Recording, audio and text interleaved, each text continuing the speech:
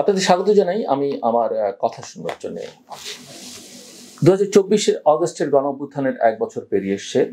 এ সময় বাংলাদেশের রাজনীতির আঙ্গিকে যে নাটকীয় পরিবর্তন ঘটেছে তা যেমন দেশের রাজনৈতিক চিত্রপটকে নতুন রূপ দিয়েছে, তেমনি উদ্বেগের কারণও তৈরি করেছে। সবচেয়ে বেশি আলোচিত হচ্ছে ডানপন্থী বা ইসলামপন্থী দলগুলোর উত্থান। বিশেষ করে কট্টর ডানপন্থীদের কথা বলা হচ্ছে, কেউ কেউ উগ্রপন্থীও বলে থাকেন। গণঅভ্যুত্থানের পর রাজনৈতিক শূন্যতায় যখন অনেক পুরনো দল আড়ালে চলে গেছে বা কার্যত অকার্যকর হয়ে পড়েছে, তখন ইসলামপন্থীরা রাজপথে, সংস্কার কমিশনে, এমনকি সরকারের সঙ্গে নানা আলোচনায় বেশি সক্রিয় হয়েছে। ইসলামপন্থী শব্দটা যখন ব্যবহার করি তখন অনেকেই অসন্তুষ্ট হতে পারেন, অনেকেই মনে করতে পারেন যে ধর্মের বিরুদ্ধে বা ইসলামের বিরুদ্ধে বলা হচ্ছে। ব্যাপারটা এরকম নয়। আমার ধর্ম ইসলাম, তবে একই সঙ্গে আমি অন্য ধর্মের প্রতি শ্রদ্ধাশীল, যেটা ইসলাম বলে। দ্বিতীয় কথা হচ্ছে যে ইসলামে নানা অনুশাসন আছে, আপনি এই ধর্মে বিশ্বাস করবেন, ধর্ম পালন করবেন, এটা হচ্ছে একটা দিক। এটাকে আমরা ট্র্যাডিশনাল ইসলাম বলি।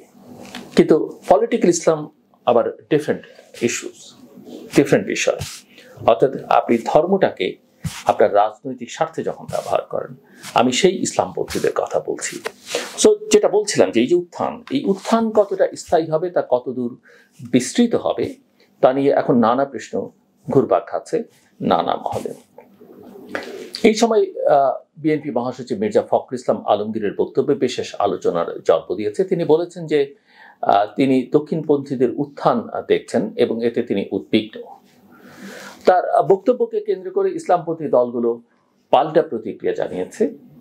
ইসলামী আন্দোলন বাংলাদেশের মহাসচিব ইউনুস আহমেদ দাবি করেছেন তারা কোনো উত্থান দেখছেন না, বরং 15 বছর বঞ্চিত হওয়ার পর যে গণতান্ত্রিক অধিকার তারা ফিরে পেয়েছেন সেটি এখন কাজে লাগাচ্ছেন। বাংলাদেশ জামায়াতে ইসলামের সেক্রেটারি জেনারেল মিয়া গোলাম পরোয়ার বলেছেন, কোনো অপ্রত্যাশিত শক্তি জন্ম নেয়নি। যারা আজ রাজপথে আছে তারা এতদিনই এখানে ছিল, এখন কেবল দৃশ্যমান হয়েছে। অন্যদিকে পর্যবেক্ষকরা মনে করছেন যে রাজনৈতিক শূন্যতার সুযোগ নিয়েই এই দৃশ্যমানতা বেড়েছে। বামপন্থী নেতা সাইফুল হক বলছেন, ডানপন্থী মতাদর্শকে প্রাতিষ্ঠানিক রূপ দিতে রাজনৈতিক প্রশ্রয়, প্রশাসনিক নমনীয়তা এবং নানা ক্ষেত্রে সুবিধা তারা পেয়েছে। গত 1 বছরে যেসব ঘটনা ঘটেছে তাতে এই দৃশ্যমানতা আরো স্পষ্ট হয়েছে। সোহরাওয়ার্দী উদ্যানে জামায়াত ইসলামী আন্দোলন বাংলাদেশ, হেফাজতে ইসলাম এদের বড় বড় সমাবেশ শুধু নয়, তাদের বক্তব্যের ভাষাও ছিল দৃঢ় এবং প্রভাব বিস্তারকারী। জামায়াতের নায়েবে আমির অধ্যাপক মুজিবুর রহমান বলেছেন, ভবিষ্যতের সংসদ কেবল কোরআন সুন্নাহর ভিত্তিতেই চলবে। হেফাজত নারী সংস্কার কমিশন বাতিলের দাবিতে সমাবেশ করেছে। ইসলামী আন্দোলন সংস্কার ও পিআর পদ্ধতিতে নির্বাচন চেয়েছে। সরকারের সাথে আলোচনাতেও ধর্মভিত্তিক দলগুলোকে গুরুত্ব পেতে দেখা গেছে। এমনকি পাঠ্যপুস্তক সমন্বয় কমিটিতে ধর্মভিত্তিক নেতাদের আপত্তির মুখে সিদ্ধান্ত পরিবর্তনের ঘটনাও ঘটেছে। মাজার ভাঙা, রোজার সময় খাবারের দোকান বন্ধ করা, নারীদের ফুটবল ম্যাচ বাতিলের মতো অনেক ঘটনার পেছনেও ডানপন্থীদের সংশ্লিষ্টতার অভিযোগ উঠেছে। তবে এই উত্থান নিয়ে দ্বিমত রয়েছে। ইসলামপন্থী রাজনীতি পর্যবেক্ষক শরীফ মুহাম্মদ মনে করেন যে এটি কোনো নতুন উত্থান নয়, বরং অন্য দলগুলোর অনুপস্থিতির কারণে ডানপন্থীদের দৃশ্যমানতা বেশি মনে হচ্ছে। তিনি বলেন, বামপন্থীদের সাথে জোটবদ্ধ প্রধান সেকুলার দল মাঠে নেই, তাই ইসলামপন্থীদের প্রতিটি সভা সমাবেশ চোখে পড়ছে। তার মতে এতে তারা ক্ষমতার কাছাকাছি চলে গেছে এমন নয়, বরং স্বাভাবিক রাজনীতির ধারায় তারা সক্রিয়। এই বাস্তবতায় দক্ষিণপন্থীদের শক্তি শুধু রাজনৈতিক প্ল্যাটফর্মে নয়, সাংগঠনিক ও আর্থসামাজিক ক্ষেত্রেও বাড়ছে। তাদের ছায়া পড়ছে ধর্মীয় শিক্ষা ব্যবস্থায়, ধর্মীয় প্রতিষ্ঠান পরিচালনায়, এমনকি কিছু ক্ষেত্রে স্থানীয় প্রশাসনিক পর্যায়েও। রাজনৈতিক অনিশ্চয়তার সুযোগ নিয়ে তারা মাঠ পর্যায়ে মানবিক সহায়তা, শিক্ষা এবং ধর্মীয় অনুষ্ঠানের মধ্য দিয়ে এক প্রকার সামাজিক প্রভাব বলয় তৈরি করছে। এটি হয়তো ভোটে সরাসরি প্রতিফলিত না হলেও দীর্ঘমেয়াদে প্রভাব ফেলতে পারে সামাজিক মনন এবং নীতি নির্ধারণে। আরেকটা লক্ষণীয় বিষয় হচ্ছে, গণ অভ্যুত্থানে নেতৃত্ব দানকারী তরুণদের অনেকেই আবেগ ও অবস্থানকে রাজনীতির রূপান্তর ভেবে দ্রুত ক্ষমতার কেন্দ্রে ঢুকতে চেয়েছেন। এতে করে তাদের জনপ্রিয়তা হ্রাস পেয়েছে এবং ডানপন্থী গোষ্ঠী এই ফাঁকটি পুঁজি করে নিজেদের সুশৃঙ্খল, ধারাবাহিক ও আদর্শ ভিত্তিক বলেই তুলে ধরবার সুযোগ পাচ্ছে।